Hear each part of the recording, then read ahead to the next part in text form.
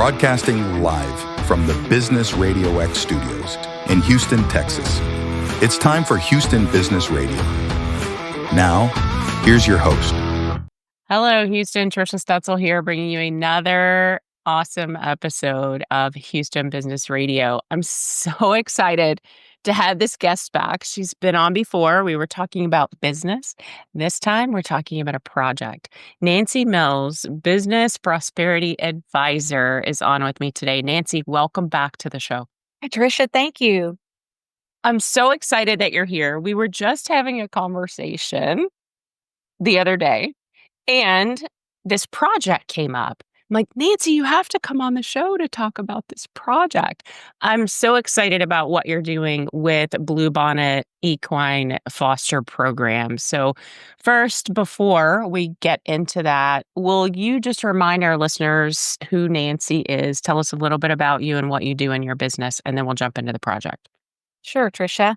I live in the Houston area. I am a business prosperity advisor, which means I help business owners make their company more valuable and more attractive to buyers and investors. I love it. So, if you're interested in hearing that, if you didn't already listen to that show, just do a search for Nancy Mills and you will find that show and you can listen back to it and see if you need something from her on the business side of things.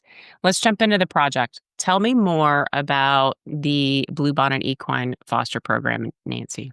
Okay. And just as a disclaimer, I don't work for Bluebonnet. I'm merely a citizen that wants to help them because I believe in their mission and I see how well run and organized they are. So I'm not affiliated with them officially. Okay. I'm a proponent. Bluebonnet Equine is a horse rescue organization based in College Station, Texas, which is near A&M University.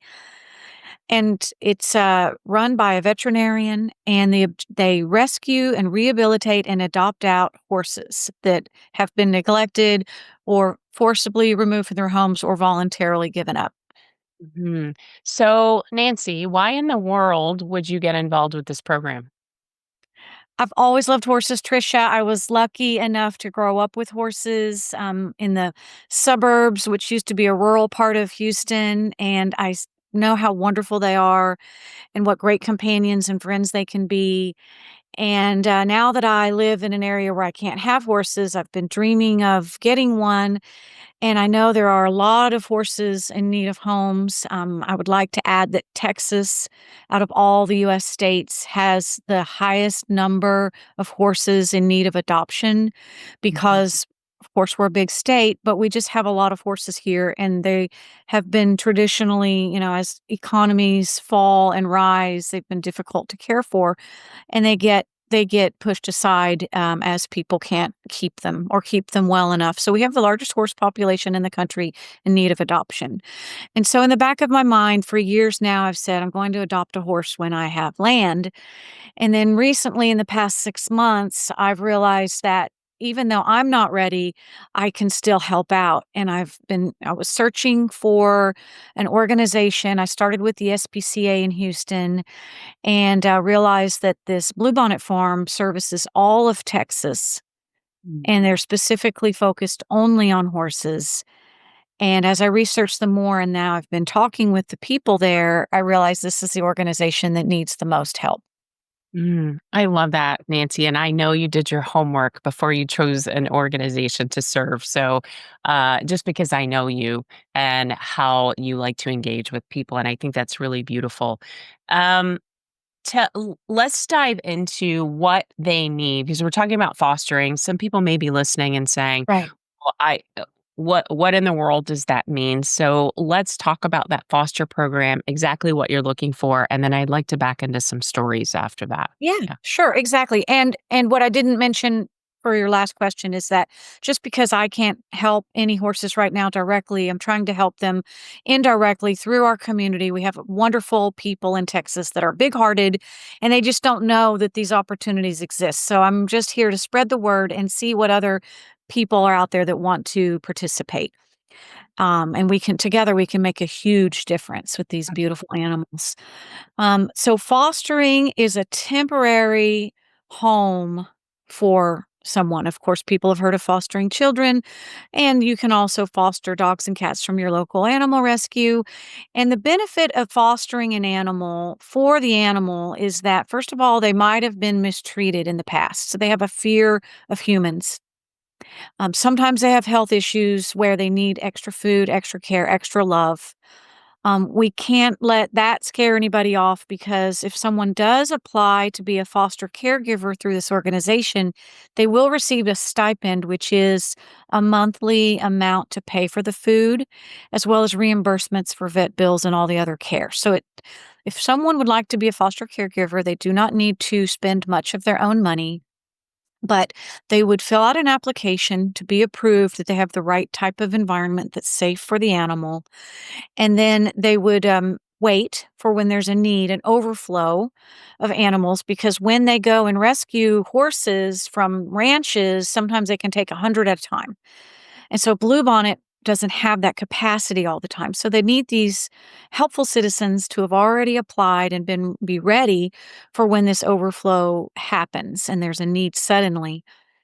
And so to apply to be a foster caregiver, then you would just give temporary care to this animal, and they're up for adoption. So when they get adopted out, then the foster caregiver would, give the animal back.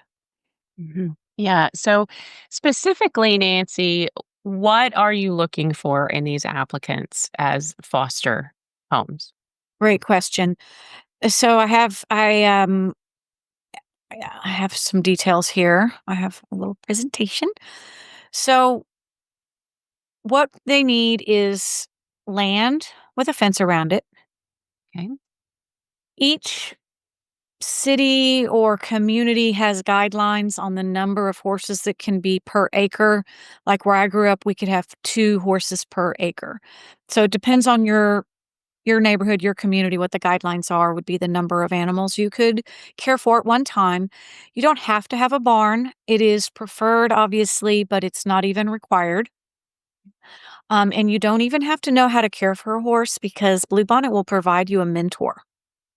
So you need land with a fence, ideally some sort of shelter. It doesn't even have to be a closed up barn. It could be a lean-to or 3-sided shelter is really good enough for any horse. And then to fill out an application on their website, um, and become a member of Bluebonnet Equine, which right now is only $25 a year.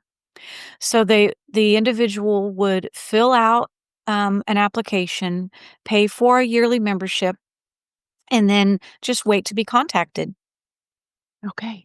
And you're focused on a particular area. Like you have some connections in the greater Houston area. And you and I were having a conversation about I have some connections in rural South Texas, which could be really beneficial to Bluebonnet, these folks Yes.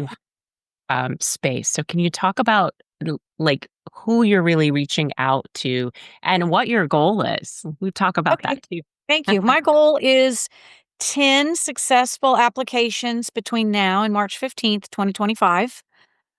And that would be obviously, there's not a need right now for all 10 people to immediately take an animal. So that is just fill out an application, be approved, and wait for when they need you. That's my goal, is 10 successful applications. And I am focusing on the greater Houston area only because this is where I am and because I know more people here.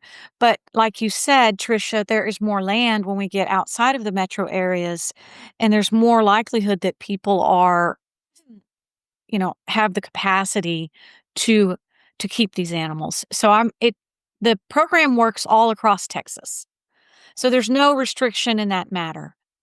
And, if people are in the major metropolitan areas, Houston, Dallas, San Antonio, Austin, it's more likely that they can get also the transportation for free, because Bluebonnet has a great number of volunteers already with trailers.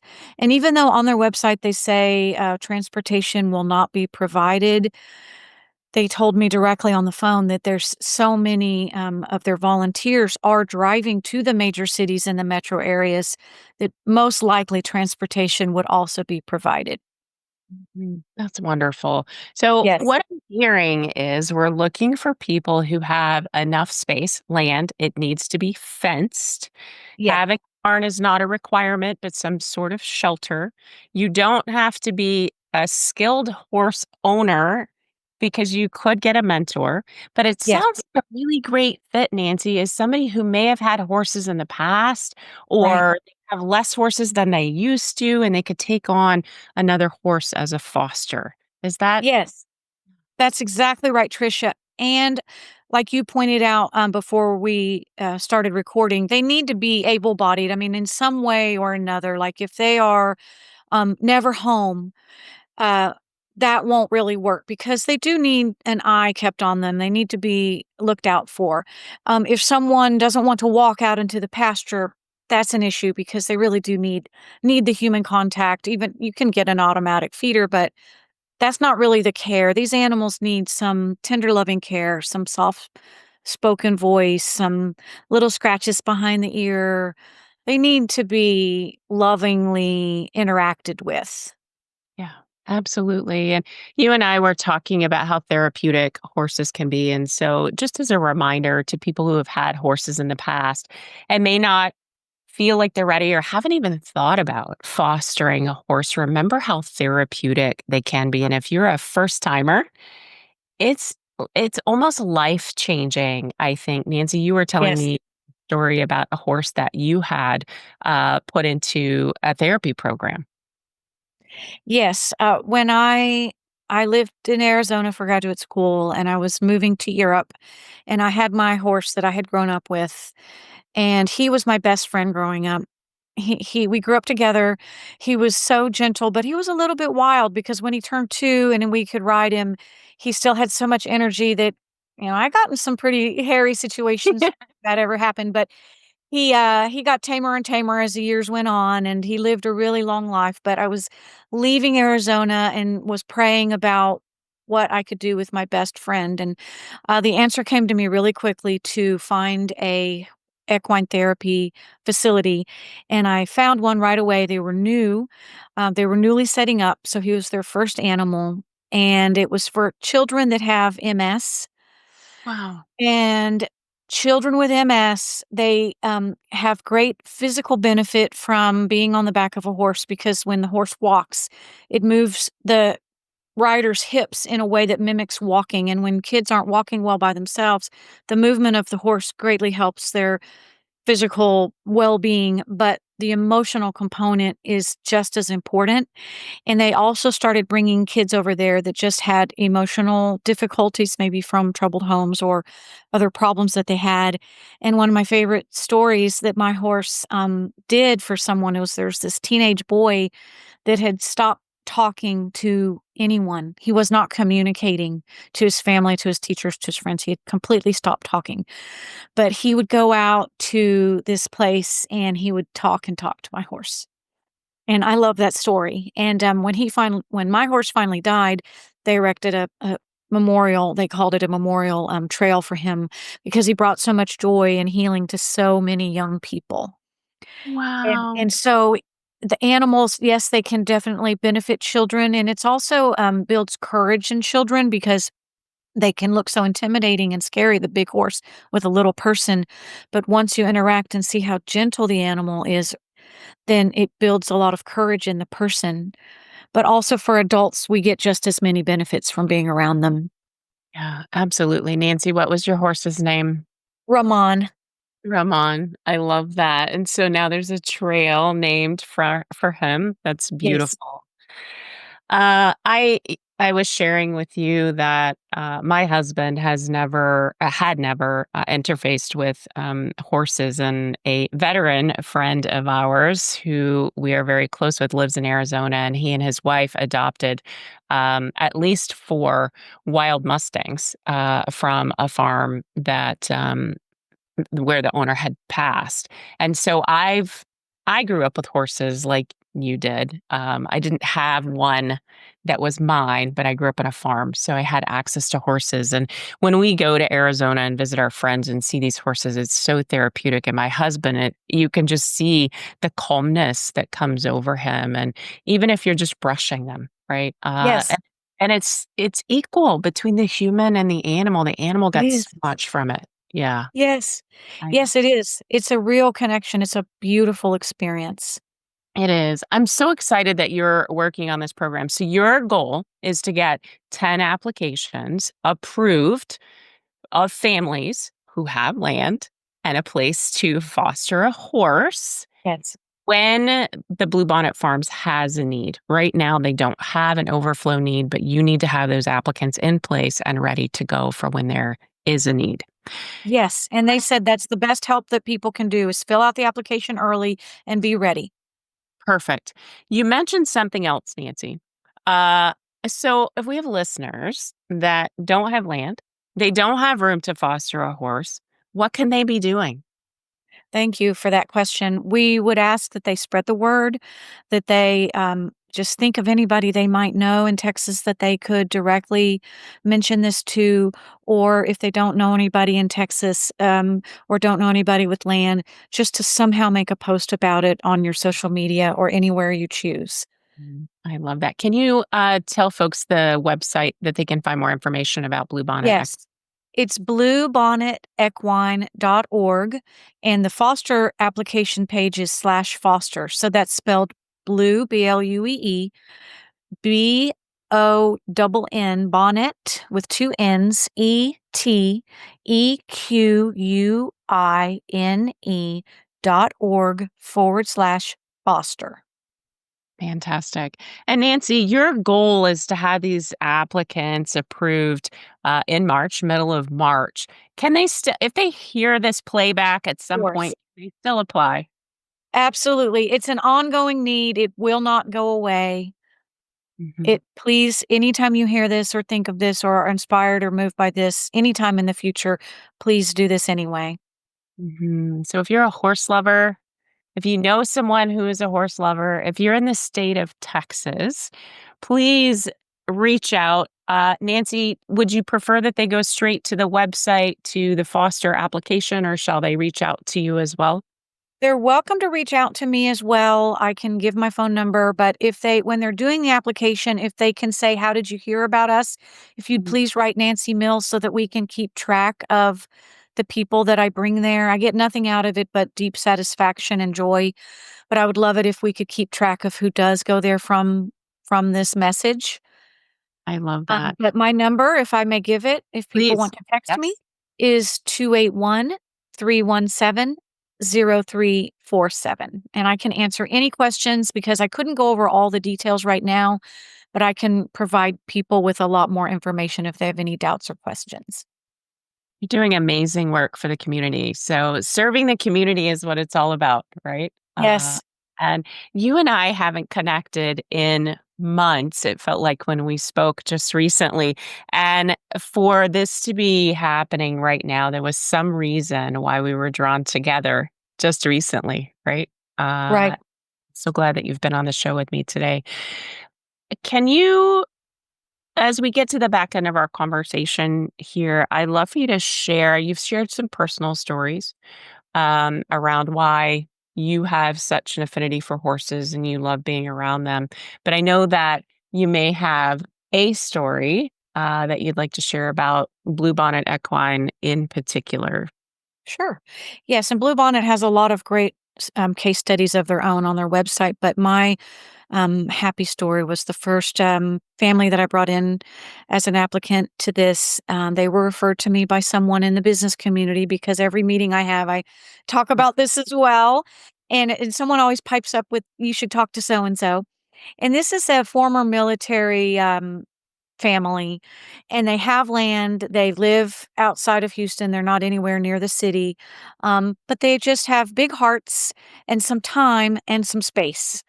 And so when I told them about this opportunity, they were so excited, this husband and wife, and they have a daughter. And so they said, how can we get involved? And so they filled out the application right away, and they keep thanking me just for that because they didn't know that this thing even existed, that anyone can foster a horse and help out this way. And it makes them feel so good to know that they can contribute in this way and use their land for a positive purpose.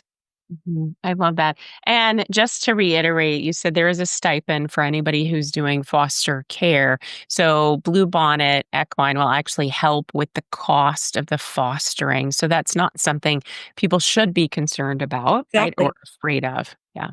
Okay. That's exactly right. They have a stipend for the food. It depends on the situation, more or less depending on the animal's needs, plus a reimbursement for vet bills and farrier bills, which are the hoof care. Okay, fantastic. Um, we talked a little bit before we started recording about adoption as well. Your focus today is on fostering and getting those applications filled out and the humans approved for readiness to bring on a foster horse. But there are also opportunities for adoption. Yes, that's correct, and that's a great point. There's always a need for adoptive homes as well. Adoption, of course, is a permanent home given to the animal. The approval process, I'm not familiar with it yet. I haven't gone through it. Um, the stipend is no longer available. So if a person wants to adopt, that means they're taking full responsibility for that horse. But there's a lot of them on the website. You can read about them. You can see their pictures, and then I believe anybody can make an appointment and go and visit these animals and interact with them. And I believe their website is kept up to date with which animals are up for adoption. But aside from the foster home, the equine Bluebonnet Equine's biggest need is adoptive homes for these horses. Beautiful. Again, if you're curious and you want more information, certainly you can reach directly out to Nancy. I will put her phone number in the show notes so that you can grab it from there and reach out to her directly, or go to bluebonnetequine.org and find more information there /foster, because we're all going to help Nancy reach her goal of getting those 10 applicants in March. Nancy, I know you prepared a whole lot of notes and I asked you lots of fun things, but is there anything that you put together that you wanted to share today with the audience that we haven't touched on yet? Well, I would like to just say that the timing is perfect because we're going into rodeo season, and tomorrow is Go Texan Day, where we all celebrate the rodeo season getting underway. And I know thousands and tens of thousands of people come to the Houston Livestock Show and Rodeo. And for all of you that love the rodeo and that love the livestock and the horses and everything that goes along with being rodeo, this is your way to have your own part of the legend of being a Texan and giving back in that way. Because again, I love Texas. I love the big hearts of the citizens that live here. And I know we can do this and we can make this program very successful. Yeah, that's beautiful. Thank you, Nancy. I continue to find more and more ways that we're connected and how our energy just puts us together all the time. We do have an Arizona connection, we have a horse connection, we have a business Yes. connection. And I just love having these conversations with you. I would love if you keep me posted around how things are going. Anyone who's listening today or even in the future, please go to the website, check it out. If you have land and you feel like you're a good candidate to be a foster, go fill out an application. It's pretty easy. You just got to get your information out there, and when there is a need, then we're ready. Exactly. Right. Thank you, Trisha. This was such a blessing. You are such a blessing. Thank you. Thank you, Nancy. I'm so excited that you came on with me today. I can't wait to have you back. Maybe we'll have to have you back in the fall. You can give us an update on business and how this Bluebonnet project went for you. I will. Um, and I hope you have an amazing day. You too. And thanks to all the listeners out there. Thank you, Nancy. Thank you Again, so much. everything in the show notes so that you can reach out to Nancy or get more information for the Bluebonnet Equine, bluebonnetequine.org. That's all the time we have for today's show. Join us next time for another exciting episode of Houston Business Radio. Until then, stay tuned, stay inspired, and keep thriving in the Houston business community.